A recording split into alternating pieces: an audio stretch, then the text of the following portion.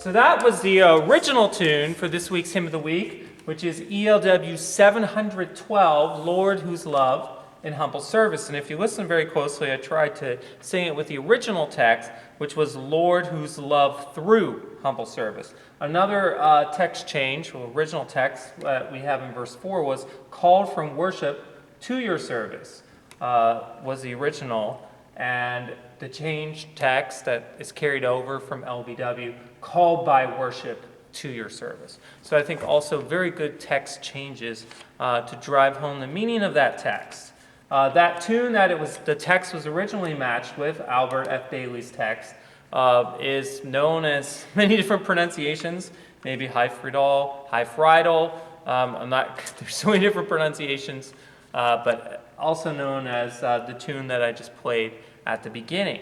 Now, this text by Alfred Bailey was a hymn, and it was composed for the social welfare for the Second National Conference on the Churches and Social Welfare held in Cleveland, Ohio, October 23rd to 27th, 1961. So another hymn that we have, part of Evangelical Lutheran Worship, that was composed for a conference. And this was chosen as the conference hymn, and it was printed in a book, 1961, 7 New Social Welfare Hymns. The tune, not the one I initially played, but the one that's matched with this, and this hymnal is Beach Spring.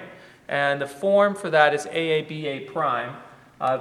Definitely very easy to learn because the A part repeats pretty much 3 times.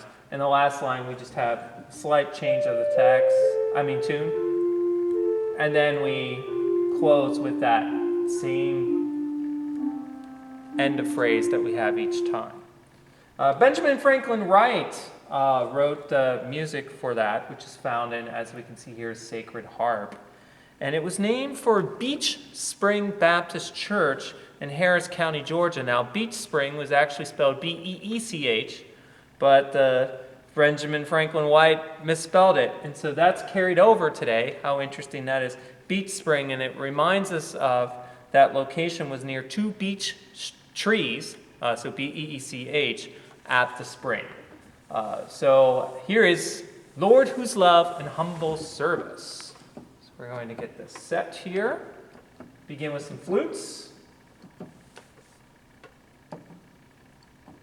And here we go.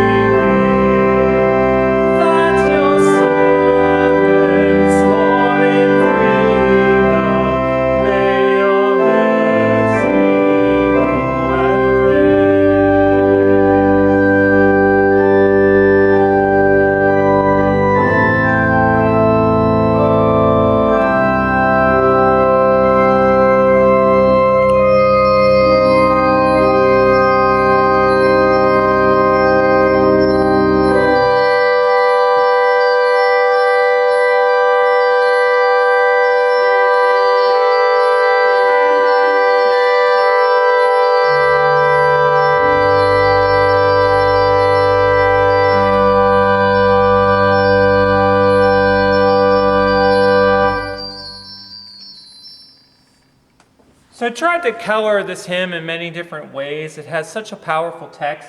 The first way I did that was in verse 2, using this lovely oboe sound, much softer dynamic, with the boxes closed a bit, to remind us of those that are being possibly forgotten, the homeless, the captives that are longing for freedom. And then also, in verse 3, that granting the vision that there's a fire and power to that. I selected the solo stop with the Krummhorn for that, to bring that out. At the end, being called to worship, what I tried to do there was move the pedals in fifths as a way of coming to God's altar. And then, of course, celebrating that. Let's see, let me bring something out here so you have an idea. Then I'm tagging an amen. Bringing the joy through the bells.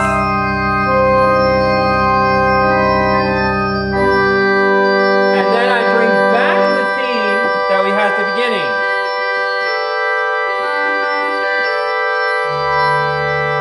Bringing that service back in. So we're called by worship to God's service. And I think that's a great way, or at least that's a way I'm attempting to color that musically. I want to thank Rachel Porter. I used her ideas for the introduction and for that theme that we have that begins the introduction to the hymn. Thank you very much for listening to Hymn of the Week.